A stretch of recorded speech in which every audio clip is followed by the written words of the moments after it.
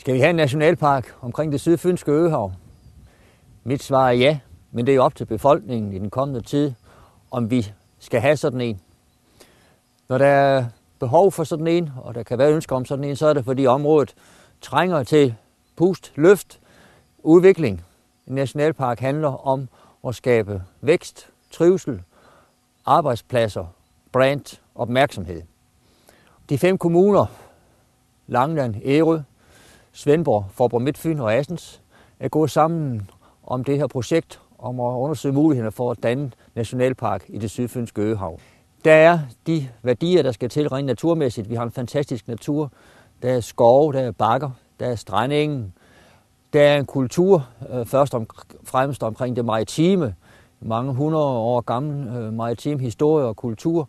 Og så er der selvfølgelig også vores herregårdskultur, som er unik for området. Med det som udgangspunkt, og et friluftsliv, som vi ønsker at udvikle, som skaber bedre adgang til naturen, som skaber flere oplevelser, flere aktiviteter, så vil vejen være banet for en økonomisk udvikling, som kan skabe arbejdspladser, som kan skabe vækst, og som kan skabe ikke mindst tilflytning. Frivillighed er et nøgleord i hele arbejdet med nationalparken.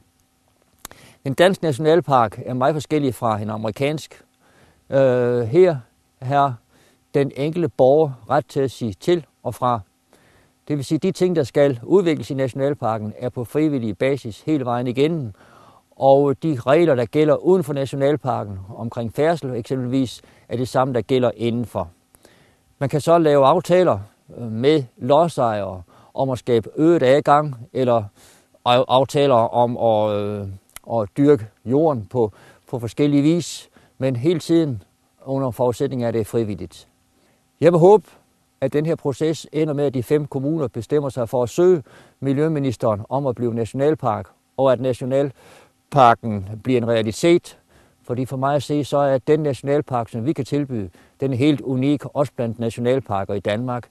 Det sydfynske øhav er på alle måder både kulturelt og naturmæssigt en perle. Enestående i Danmark, enestående i verden.